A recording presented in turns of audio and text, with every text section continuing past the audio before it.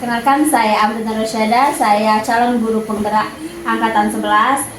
Saya di sini mau mewawancarai kepala sekolah tempat saya bertugas. Saya di sini tidak sendiri, bersama Bapak Pedwin Halim SPDM MSI selaku kepala sekolah di tempat saya mengajar. Oke, Bapak Pedwin, selama ini bagaimana Bapak dapat mengidentifikasi kasus-kasus yang merupakan dilema etika atau bujukan moral itu? Kalau Bapak ada kasus begitu, boleh Bapak ceritakan sedikit agar jadi pengalaman. Pasti ada. Ya. Kalau selama kita memimpin satu sekolah, pasti ada kasus-kasus seperti itu. Pasti bertemu. Karena guru itu kan adalah pendidik, punya ilmu, pengalaman, tetapi pasti ada kelebihan, walaupun bagaimanapun pasti terlihat. Apakah Bapak ada kasus yang mungkin dihadapkan yang benar-benar yang ini bagus dan yang ini bagus, Bapak kebingungan untuk memilih? Jadi pernah satu kasus, yaitu masalah bimbingan. Ada undangan dari Dinas Pendidikan Kota tentang pelaksanaan bimbingan mata pelajaran TK yang berhubungan dengan Chromebook, laptop, internet, komputer, online, pelajaran online, dan lain sebagainya. Jadi saya menugaskan, saya mempunyai dilema etikanya itu begini, ada yang guru yang saat mengajar tentang etika itu, ada yang statusnya pendidikan dan ada lagi statusnya honorer murni. Nah, dilema etikanya bagaimana mereka sama-sama bagus. Yang honor ini kan sudah lebih lama dari yang P3K ini, yang lebih lama mengajar dan lain sebagainya. Sedangkan P3K ini termasuk bukan perlu baru, tapi lebih lama dari yang honor. Tapi perhitungannya kita akan melihat bahwa P3K ini kemungkinan besar bisa menggunakan ilmu yang didapat dalam waktu yang panjang untuk di sekolah tersebut. Nah, itu misalnya. Jadi saya menugaskan, walaupun nanti akan mendapat permasalahan dari guru yang lama. Itu untuk surat penugasan ya Pak ya, iya. Untuk menugaskannya. Bolehkah Pak ceritakan langkah-langkah gimana Bapak bisa melakukan itu, mengambil keputusan untuk menugaskan gitu? Jadi sebelumnya itu saya selaku sekolah memang sudah berniat menyuruh guru tersebut untuk mengikuti berita itu, tetapi untuk lebih memastikan lagi langkah tersebut, saya memanggil wakil kurikulum, wakil pasal kurikulum, sarana, rumah serta siswa minta pendapat. Nah, bagaimana kalau seperti ini? Ternyata banyak pendapat yang lebih membuka pemikiran saya bahwa lebih menguatkan pendapat saya tersebut, sehingga saya tetap pada pendapat saya tersebut, putusan saya tersebut. Betul ya Pak. Jadi Bapak bukan menyelesaikannya dengan langsung, tapi secara berdiskusi dulu kepada wakil-wakil ya Pak. Gitu. Lalu Pak, apakah faktor yang mempermudah dalam mengambil keputusan Bapak tadi sudah berjelaskan ya? Kira-kira bagaimana Pak? Apakah ada tantangan ini Pak dari? Nah, itu tantangannya kepada guru yang ditugaskan itu harus bisa mengikuti yang belum pernah diikuti itu. Nah, itu harus bisa membuktikan bahwa dia bisa mengikuti hal tersebut. Kepada yang lama dijelaskan hal-hal yang akan membuatnya lebih jelas, ya, dijelaskan lagi pada guru yang lama. Oh gitu Pak ya, jadi itu tantangannya Pak ya. Lalu apa sih Pak pembelajaran yang kira-kira kita bisa petik dari pengalaman Bapak mengambil keputusan tersebut? Dalam mengambil suatu keputusan, kita harus tidak boleh ragu-ragu, harus yakin sama keputusan. Hal itu harus dilaksanakan, jangan ragu-ragu, sehingga untuk supaya jangan ragu-ragu keputusan mengambil lagi tak pendapat dari para wakil. Apapun itu resikonya Pak ya. Insya Allah ada resiko, tapi lebih banyaklah manfaatnya dan untuk jangka panjang terhadap sekolah tersebut. Oke Pak, terima kasih banyak atas wawancaranya Pak. Semoga ilmu ini bermanfaat bagi saya dan calon-calon guru penggerak lainnya. Saya terima kasih atas waktunya Iya. Pak. Assalamualaikum warahmatullahi wabarakatuh. Waalaikumsalam warahmatullahi wabarakatuh. Oke, teman-teman semuanya, hari ini saya sedang di Madrasah MI Ma'had Islami. Saya adalah Ambil Syahada, guru penggerak angkatan 11. Hari ini saya akan mewawancarai Ibu Kepala Sekolah MI Ma'had Islami bersama Ibu Mona Lisa ya Bu ya. Ya, oh Munawaroh. Ya, bersama Ibu Munawaroh. Ya, saya ada beberapa pertanyaan ini Bu.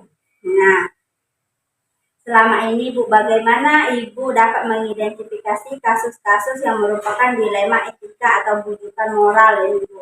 Misalnya Ibu selama ini dihadapkan dengan beberapa kasus yang sama-sama baik, sama-sama memilih dilema begitu Bu.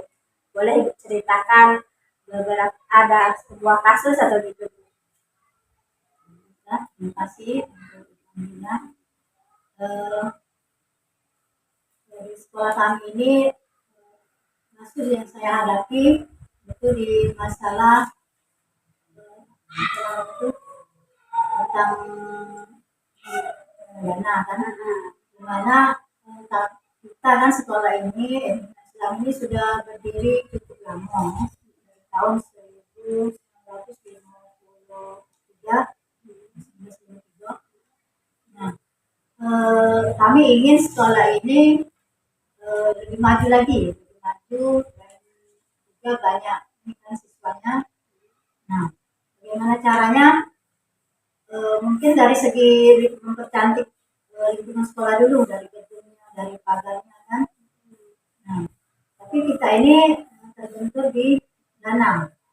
Karena sekolah kita ini kalau dengan tetapnya memang tidak ada kan kalau pada tahun ajaran tadi yang 2024-2025 dan bulan Juli tadi kami mengundang dari siswa dari kelas 1 sampai kelas 6, kita kumpulkan sekolah, kita berembuk bagaimana caranya sekolah ini minta bantuan kepada orang tua siswa juga kan, karena itu anak-anak orang tua siswa kan karena anak yang masuk ke sini sudah menjadi warga sekolah sini.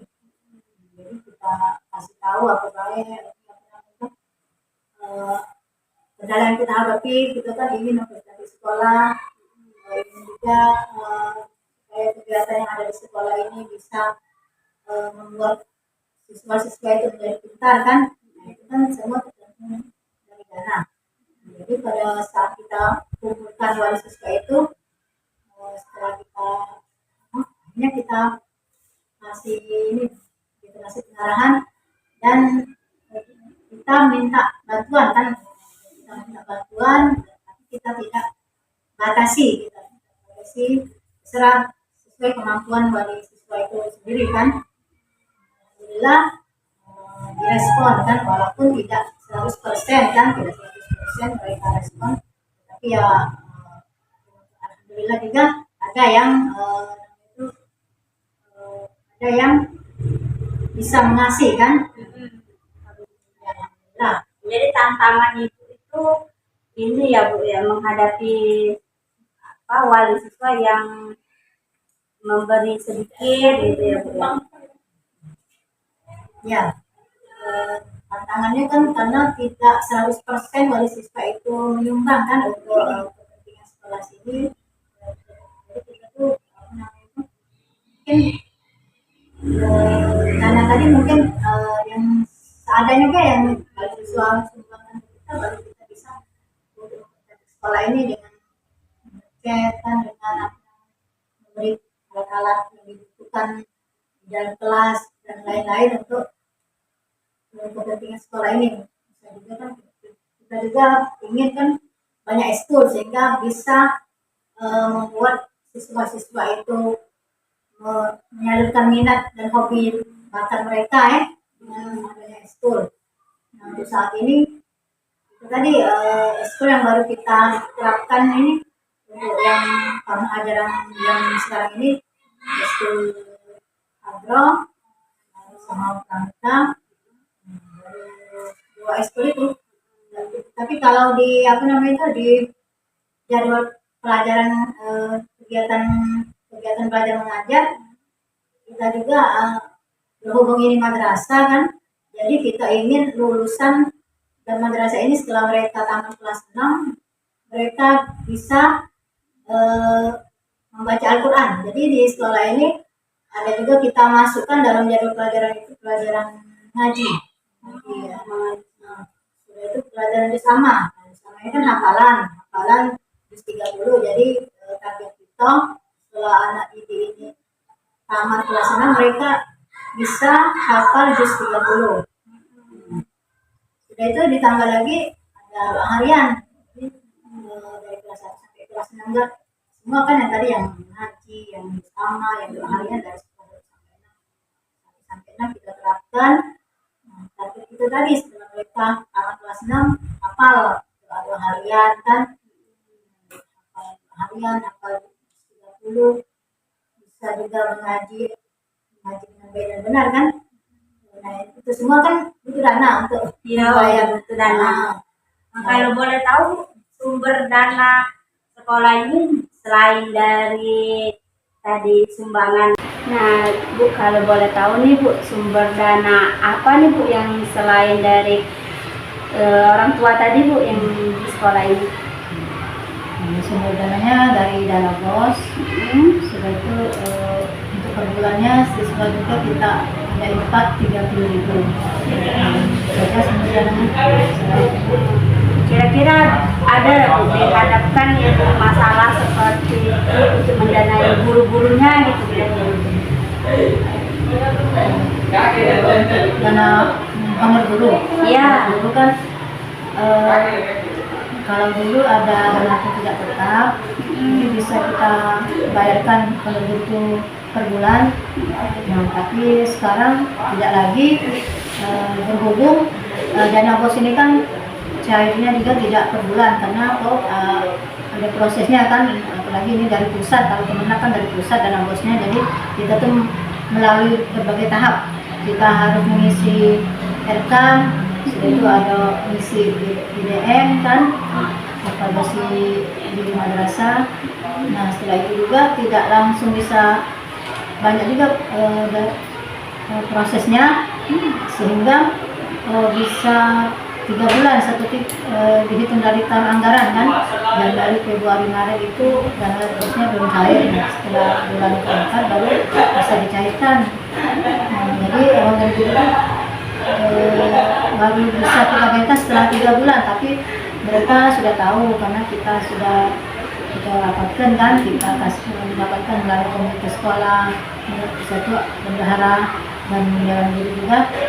Kita musyawarahkan dan kita diskusikan dan mereka sudah mengerti kan untuk bagian itu setelah 3 bulan baru bisa dibayarkan. Iya Bu, jadi mereka sudah keputusan itu bukan Ibu ambil sendiri ya Bu ya, keputusan itu Ibu sudah rapatkan, berarti keputusan bersama ya Bu ya. Lalu tantangannya Bu, kira-kira apakah guru itu ada yang mengeluh atau yang ada guru-guru itu protes gitu Bu? Ada?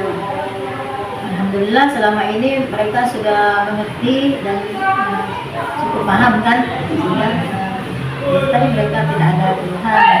Alhamdulillah ya Bu ya. Jadi lalu apakah ada faktor yang mempermudah dalam mengambil keputusan ini Bu? Ya. Setiap masalah itu kan ada jalan keluarnya.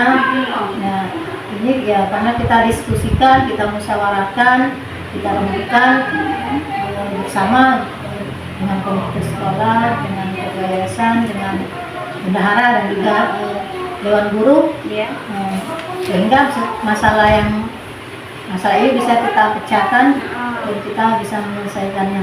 Nah, ya Bu, ya berarti itu adalah pembelajaran yang bisa dipetik ya Bu ya. Alhamdulillah. Jadi segala sesuatu itu bisa dipecahkan masalahnya kalau jika bersama ya Bu ya. Bukannya sendiri dan pusing kepala ya Bu. Kalau ditanggung sendiri ya Iya. sekali pusing kan. Iya Bu ya. Terima kasih Ibu atas wawancaranya hari ini. Saya benar-benar dapat pencerahan itu Bu bagaimana untuk mengambil keputusan ya Bu ya. Terima kasih Ibu.